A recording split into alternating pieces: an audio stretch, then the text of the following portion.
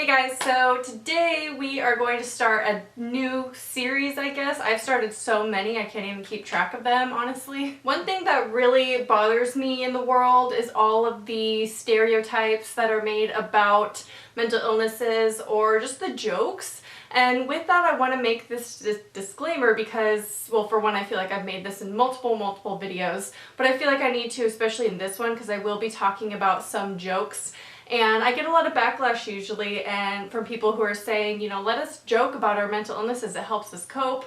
I have a mental illness and I'm not offended and it doesn't bother me. And it's not really about the individual, and not to sound harsh, but it's not about you as an individual. It's about society and the stigma that's out there. The more we joke about these things, the more that we make remarks or, you know, reinforce the stereotypes, the stronger the stigma remains. I'm all for using humor as a way to cope with our disorders and the things that we're going through, if that helps you. It's when other people outside of maybe your circle or, you know, just like listening in, and they hear those remarks, then they think that they can make those jokes as well when they don't have that disorder. First up, we're going to be talking about anxiety disorders and all the stereotypes that go into that, because I feel like this is one of the most made fun of, or whatever you want to call it, one of the most stereotyped categories of disorders. Which is interesting to me because it affects about 18% of Americans in the US, and it's one of the most common groups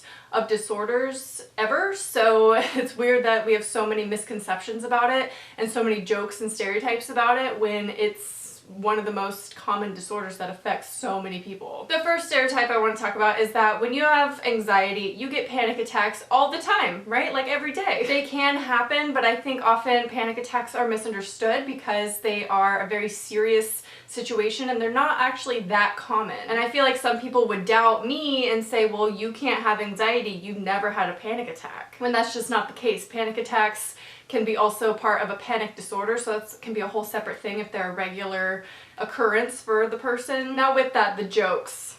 Oh my god, I'm gonna have a panic attack. I almost just had a panic attack. That, you know, isn't as harmful, I think, because it's not making fun of anxiety, but people who have suffered panic attacks know how debilitating it is. People genuinely believe that they're going to die when they have a panic attack. So for me, I don't think that's funny. I don't think any part of that needs to be joked about. And usually the people who make these remarks of, oh my god, I almost just had a panic attack, or I had a panic attack, are people who have never had a panic attack, or is it just me? Another myth about anxiety is that if you eat healthy, you exercise, you avoid caffeine, your anxiety will go away. Now these things will help you, of course. They are good things to do just in general for your physical health, and if your physical health is taken care of, then that is one less thing to stress out about with anxiety, but it does not cure anxiety. If you have a diagnosed anxiety disorder, it will take much more than just changing your diet and working out to fix that. I think a lot of people, when someone says I have anxiety or I have depression, they will say, well, just exercise. Exercise solves everything. I have kind of been one of those people because exercise, I find, helps my anxiety, but that's just something that helps. It's not curing anything and it doesn't fix it for the whole day. It's just something that I do to kind of have as an outlet to get out some of the nerves, you know? Also, that anxiety requires triggers. And this being, you know, if I say I have anxiety, someone might ask, well, what triggered it? Nothing necessarily. It doesn't have to have something that triggered it. It doesn't have to be anything at all. Some people who have anxiety just feel it all the time, and it's not just one thing.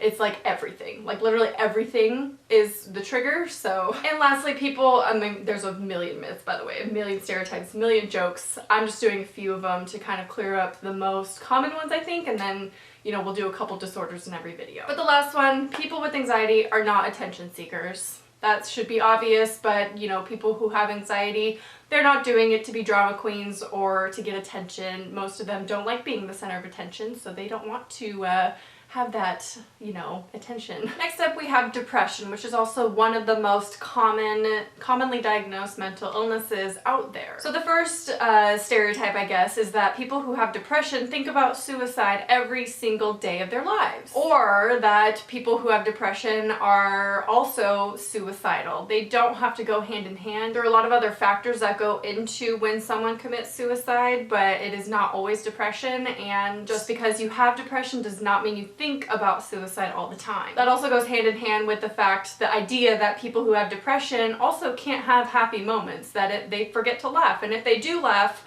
you don't have depression, because why would you laugh? Why would you have happy moments? How can you be genuinely happy in a moment or for a day if you have depression? And a lot of people kind of questioned with this kind of idea when Robin Williams committed suicide, because he's a very famous comedian, he's hilarious, and he always seems to be laughing and joking.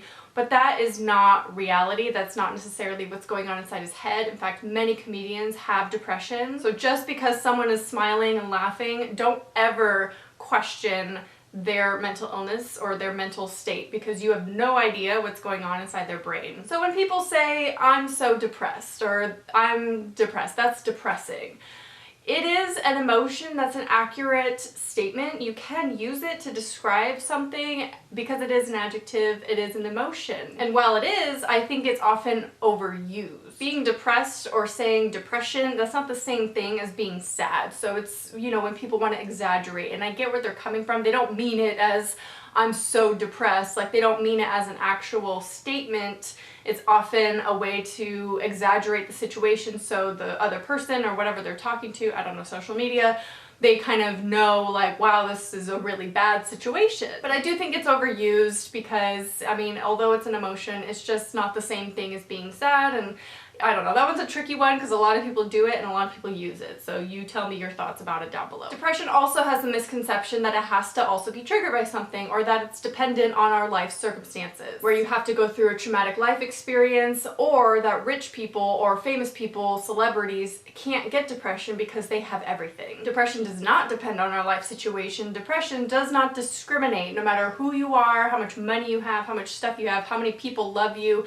None of that matters to depression. It can affect anyone. And lastly, for depression, people like to say that it's all in your head and just stop thinking too much. You know, you're just overthinking everything. That can also apply to anxiety as well. People think that it's just an overthinking process, that if you just slow it down, meditate, and take life easy, or just live in the now, I don't know, how do you do that? It's easier said than done. The last one we're going to talk about today in this video is OCD. This one that gets under my skin kind of the most because just grammatically it is the dumbest joke or phrase that I think people use all the time. Let me just say, no matter how you want to look at it, OCD, not an adjective. Never can be. Grammatically doesn't make sense. When you say, oh my god, I'm so OCD, you're literally saying, oh my god, I'm so obsessive compulsive disorder. Does that make sense? OCD is not an adjective. That doesn't make any sense. So that one really gets me the most, even though I'm not personally affected by OCD. That joke or that phrase when people say I'm so OCD, stop being so OCD, just doesn't make sense to me, so I don't know why people use it so much as an adjective. One of the biggest stereotypes that go along with OCD is that they are clean people. They love to clean. I have talked about this before on my channel. I forgot what video it was, but I made a comment that not all people who have OCD clean. And you guys confirmed that in the comments. A lot of you commented saying you have OCD and you're the messiest person that you know. It's not about the cleaning. And also, the flip side of that is that all people who clean or all people who are neat freaks have OCD. And that's just not the case. OCD is an obsessive thought with a compulsive behavior, so if it could be about anything. It doesn't have to be about cleanliness. Another myth about OCD, just like the other two we talked about, triggers. It doesn't have to have a trigger. People will have an obsessive thought, in which case they have to perform the compulsive behavior, but you can have obsessive thoughts without the behaviors. I have a friend who has that. But it does not mean that stress is what causes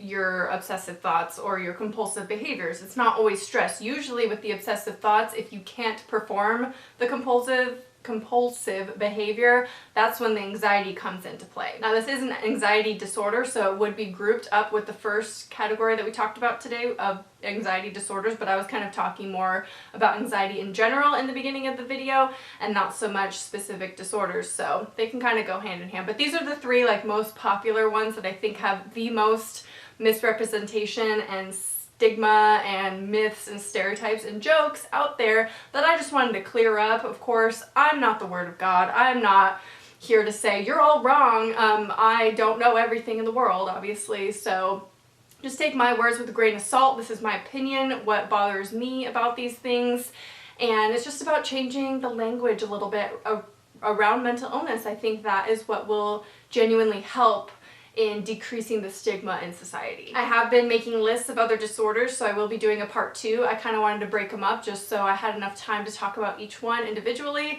but they're not long enough to make their own videos. So we'll do 3 to 4 per video if that works for you. If you want me to tackle a specific mental illness, please leave that in the comments down below, and any other stereotypes that you can think of regarding the 3 that we talked about today down below, and I will talk to you guys soon. Bye.